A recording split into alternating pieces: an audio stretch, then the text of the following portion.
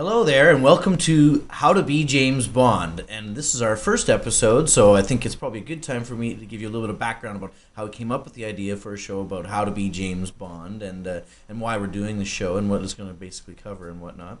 The whole thing started when a friend of mine called me up one night a couple of weeks ago and he said, "Hey, dude, let's go see that new James Bond movie." And I was kind of busy, and I was like, I'm not sure I can go see that tonight. And he's like, "No, dude, you've got to go with me because you're so James Bond." And I was like, "You're so James Bond." And I was like, wow, obviously my friend is way more observant than I've been giving him credit for. He might be onto something there. I probably am a little bit more James Bond-like than your average guy. And maybe I am qualified to give some tips about how to be like James Bond. I've been a fan of the show for as long shows and movies and books, and I've read them all and done that. So, a bit of a Bondophile, I guess you could say. So maybe I am qualified to give people a little bit of advice about how to be James Bond.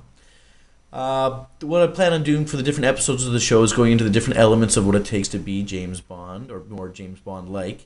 Obviously, it's not just a look or one single thing that sets James Bond apart. It's a whole lifestyle, and I think I can give you some tips in different areas that will help you definitely improve your how to be James Bond-like qualities, and help you have a little bit more of that confidence and success with women that maybe James Bond enjoys that you might not on a day-to-day basis.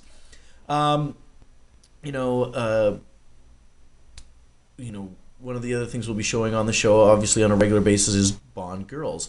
I think one of the important elements of the whole James Bond persona that makes him look so good, of course, is the hotties and the exotic women that he has with him as well. So I think every show we're going to try to talk at least a little bit about and hopefully introduce to you some how to be James Bond girls.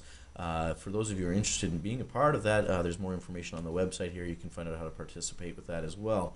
We will go into the aspects of the villains and whatnot. I think without the villains, I guess there wouldn't be James Bond either. If some of you out there may be more interested in how to be more like a James Bond villain, personally, I probably can't give you a lot of advice in that area, but we like to hear from you guys as well.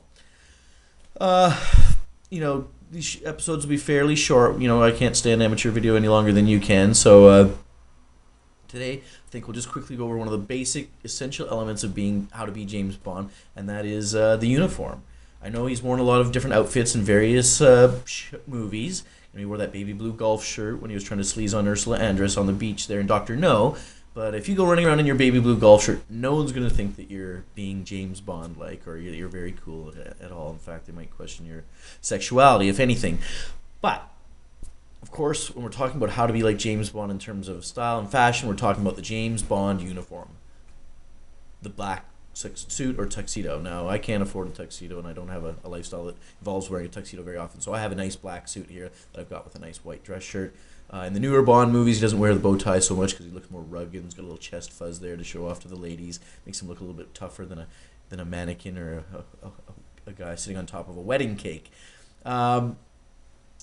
As far as the black suit goes, I have to tell you, it's the backbone of every man's wardrobe. You can wear it to fancy affairs, you can wear it to business affairs, you can wear it to somber affairs, funerals and whatnot. So it really can be a suit you get a lot of use out of. So this is the one suit, if you're going to buy a suit, don't cheap out on the black suit. This one I've got on here is a nice Hugo Boss suit. Fits me great, makes me look a little bit slimmer, makes people think I've got money, which, is always nice, and always nice with the ladies also. Yeah. Don't cheap out on the black suit. Don't cheap out on the shirt either. Get a nice, decent white shirt and make sure that's the one you only wear when you're wearing your black suit. This is not the white shirt you wear down to the old spaghetti factory and hanging out with your buddies and you're having a meal. Save that for your other clothing. This is the one you save for the special occasions, all right? So take good care of that shirt and that suit. Get a decent pair of black shoes to go with it. You're off to the races. All right, I think that's it for the first episode. Like I said, I don't want to bore you with long episodes. I personally just can't stand those long TV shows. But I do want to wrap up but last little bit here talking about Bond girls. Yes, we're going to have a How to Be James Bond girls section of the show format, and hopefully at the end of every episode we'll talk a little bit about James Bond girls, and maybe if we're lucky, have in our studio some women who might be able to tell us a little bit more about how to be a James Bond girl.